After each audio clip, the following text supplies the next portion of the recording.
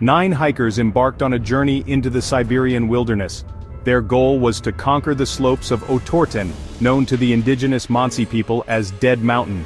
Led by the experienced Igor Dyatlov, the group consisted of young adventurers, full of life and eager to test their limits. They had no way of knowing that their adventure would become one of the most enduring mysteries of the 20th century. The Dyatlov Pass Incident, as it came to be known, would captivate and confound investigators for decades to come. The year was 1959, the Cold War was at its frostiest, and the Soviet Union was a land of secrecy and suspicion. The hikers, all students or recent graduates of the Ural Polytechnic Institute, set out on their expedition in late January.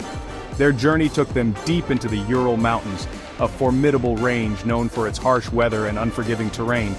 The hikers were well equipped and experienced, but as the days turned into nights, something went terribly wrong. Weeks passed, and when the hikers failed to return as scheduled, search parties were dispatched. The rescuers were met with a scene of inexplicable horror. The hikers' tent was discovered on the slopes of Kholat Syakhl, another peak known as Dead Mountain. The tent had been cut open from the inside as if in a desperate attempt to escape.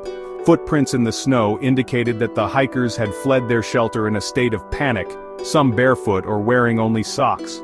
The bodies of the hikers were found scattered in the surrounding area, some significantly far from the tent.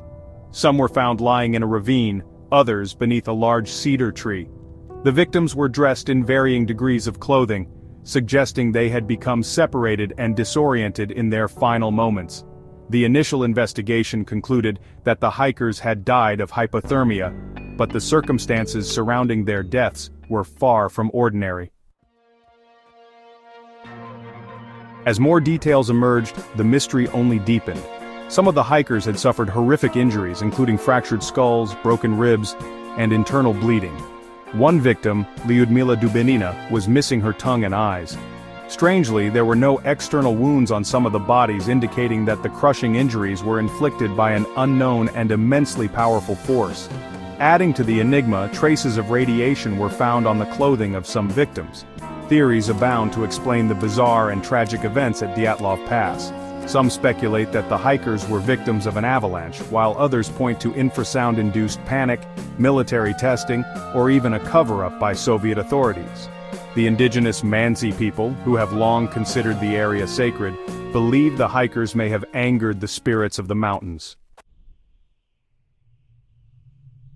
In recent years, the slab avalanche theory has gained traction. This theory proposes that a small, localized avalanche triggered by the hikers themselves could have caused the injuries and the panicked flight from the tent. However, this explanation fails to account for all of the unusual elements of the case, such as the missing tongue and eyes, the radiation, and the scattered locations of the bodies. The Dyatlov Pass Incident remains one of the most perplexing, unsolved mysteries in history. The combination of bizarre injuries, environmental anomalies, and conflicting evidence has fueled decades of speculation and debate. Was it a natural disaster, a military experiment gone wrong, or something even more sinister? Perhaps the truth lies hidden in the frozen Siberian wilderness, a chilling reminder of the unforgiving power of nature and the enduring allure of the unknown.